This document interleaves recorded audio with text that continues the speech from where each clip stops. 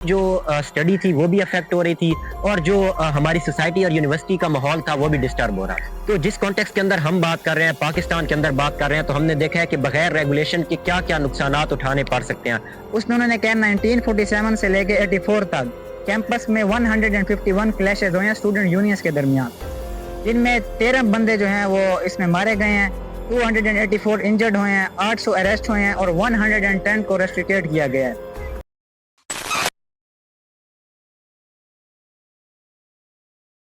अच्छा, जो सबसे पहले आपने बात की है कि जो बैन हुआ था वो तशद्दुद की वजह से हुआ था, तो मैं आपको इस बात पे ये कहना चाहूँगा कि जब प्रॉपर सेटअप मौजूद था स्टूडेंट यूनियंस का, वो यूनिवर्सिटी में एग्जिस्ट करती थी, उस टाइम पे जो स्टूडेंट रिप्रेजेंटेटिव होता था वो यूनिवर्सिटी सिंडिकेट का हिस्सा होता था।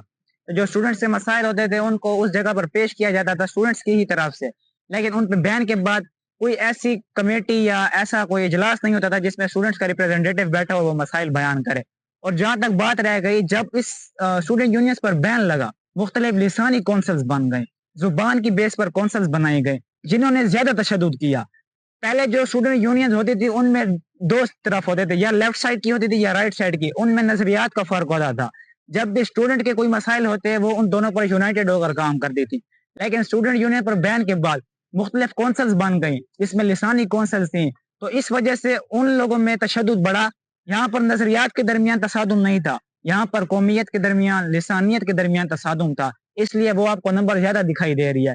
तो ये बात कहना कि स्टूडेंट यूनियंस को बैन वायलेंस की वजह से किया गया था, लेकिन उनको बैन करने की वजह से जब ये स्टूडेंट यूनियंस कौंसल्स में तब्दील हुए तो ये तसादुम मजीद बढ़ गया है। तो मेरे मुताबिक वो फैसला स्टूडेंट यूनियंस को बैन करने का नहीं होना चाहिए था, ताकि इस तशद्दुद को कमी लाई जा सकती।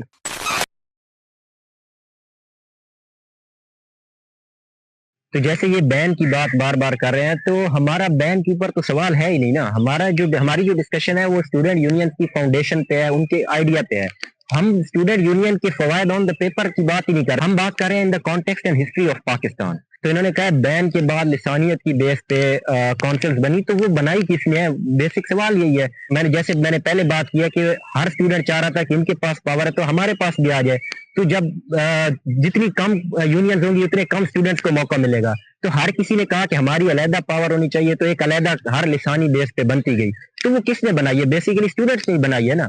तो बात करने का मकसद यही है कि इसकी मिसाल ऐसे है कि आपने बंदर के हाथ में तीली दे दी है, तो बात यही है, वो तीली से क्या करेगा? आग ही लगा देगा।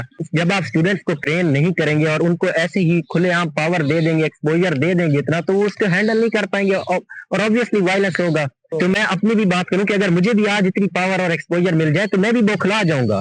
तो अगर यानी मुझे या स्टूडेंट्स को, उस बंदर को इंसान बना दिया जाए, फिर उसके आप हाथ में तीली देंगे तो वो लोहा और सोना पिघला देगा। लेकिन अगर आप उसी बंदर के हाथ में तीली दे देंगे, नहीं उनको पावर देनी चाहिए हमें, तो वो जंगलात को आग लगा देगा।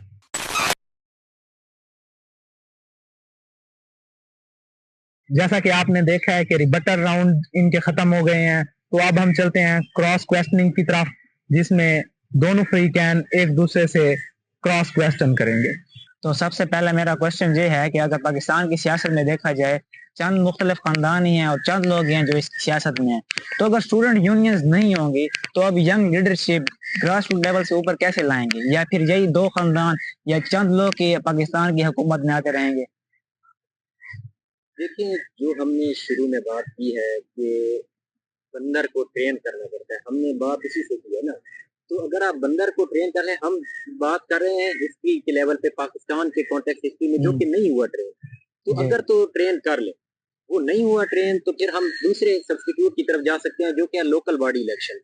अगर लोकल बॉडी इलेक्शन हो जाए, मोहल्ले की सतह पे, डिस्ट्रिक्ट की सतह पे नौजवान उठ सके, उनको पता हो कि हमारे यहाँ पे डेमोक्रेसी मौजूद है, अगर हम अपने मोहल्ले की सतह पे, डिस्ट्रिक्ट की सतह पे अपने राइट्स के लिए खड़े होंगे। आप तो मेरा सवाल नहीं समझ रहे। अगर स्टूडेंट यूनियंस नहीं होंगी तो उनको ट्रेन कैसे किया जाएगा? यही मैं आपसे सवाल कर रहा हूँ कि जब ये चीज है ही नहीं तो आप ट्रेन कैसे करेंगे उन्हें? तो ट्रेन करने के लिए आप उनके लिए प्रॉपर इनको प्लेटफॉर्म दे सकते हैं, लाजमी नहीं है स्टूडेंट यूनियन के तौर पे। मैं फिर वही बात कर रहा हूँ कि बंदर को ट्रेन करने वाली बात है ना।